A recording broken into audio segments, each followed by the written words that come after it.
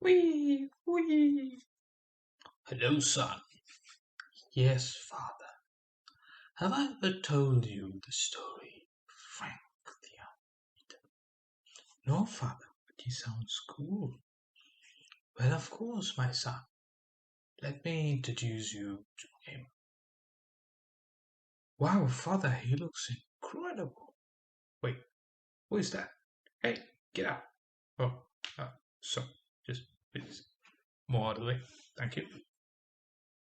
Yes, son. This is Frank. He looks very weak. My son, strength is not defined by muscles. It is, but, well, in our story, our main character uses its wisdom and its experience and intelligence to become greatest of them all. Well, has he become, father? No, but we'll get there. So now, for today, we focus on one of his greatest battles, the Battle of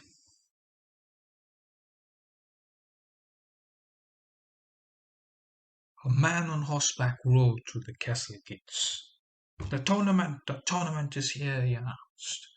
The king rushed out of his castle. He had long awaited for this. The time was here. The time to prove his worth in the tournament of lords, the runner of honor. It was the 14th round in the fourth season, the penultimate round. It was now or never. He had accumulated 332 glory points and was one of the best 150 lords of the realm. This was the highest amount of points he had accumulated in a season. He didn't want to stop here. He wanted to get the coveted Glory King title given only to the best of the best. Where 100 lords could dream of getting it. He hastily sent out messengers to look for teams to join.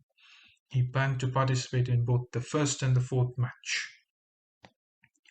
He found a team of 5 lords. It has to be with them, he thought. They invited him. War plans were made hastily. More lords were called. A team had been made.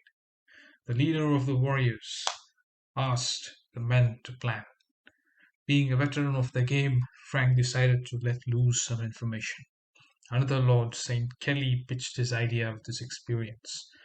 Now Frank knew he was among professionals. All doubts had been forgotten. It was time. They geared up, prepared themselves for the battle to come. It would be glorious to fight among such warriors, Frank said. They could hear the sound of war horns as they entered the battlefield. They were to represent the banner of House Lannister, a prestigious house. He would have to do his best to impress the lords. One by one, every player joined the match. The Lannisters dispatched spies to survey all the enemy lords and evaluate their abilities. They were focused on the lords from House Stark, for these were their sworn enemies. Of course, they would have to spy them first. Most of them had cavalry, he noted. This was good.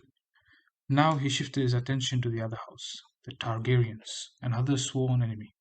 Surely they were here for revenge. They must not be underestimated. Battle starts. Lords rush to capture outposts. They watched nervously. Now they would know if their plan would work or not.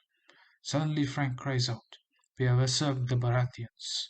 Send the commanders. We must hold." He rushed over to see what the Starks were planning. They had not realized what had happened. Now was the time. The Stark plan was nothing to laugh at. They had captured the Greyjoys' castle. House Targaryen was slower.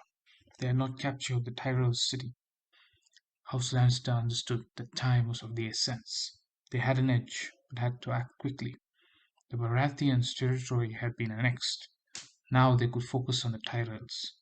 Just when the second outposts were being captured, the Tyrells' defense gave up. Time was of the essence. Lady Luck had smiled on them. They rushed to send commanders. Now was the chance. They finally had full control of the city.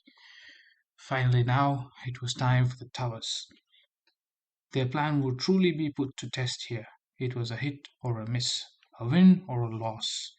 The Starks were fast. They took one of the 3, but the Lannisters were close behind. The Targaryens were the last. Now it was time to see if the strategy would give them the upper hand they had hoped to receive. He watched as the Stark's army marched towards the Targaryen tower first. They won, so now it was up to the Lannisters. He held his breath as the armies marched. We have the tower. Their plan was successful. They had defeated the Starks in direct combat. Now it was time for the catapults.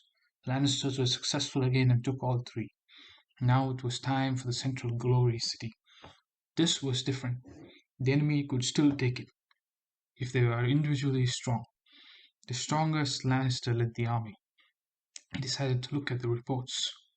Wait a minute. One of the Lannister city was attacking a tower. Didn't the Lannisters have all of them? He started looking for all the reports. How had they won? He wanted to find out, but that was for later. The Lannister army had been victorious. He had to support his brother in arms to hold the city. The enemy lords hurriedly rallied their forces for war. First defense was successful. They had sent cavalry on a spear defense. Meanwhile, the final Stark tower fell again. He was confused. How had they lost before? Now something dawned in his mind. The second Stark castle. What if they could counter our system? He rushed to his spies. Check their castle, he shouted. Sure enough, that was what was happening. And just as he was warning his allies, they took another tower. The cheeky fellows! But they would come later. The mines are open. The Lannisters rushed to capture the mines of the Baratheons and the Tyrells. Now they held everything important on the map. Now was the time for defense. There was 20 minutes left. The small mines would appear again.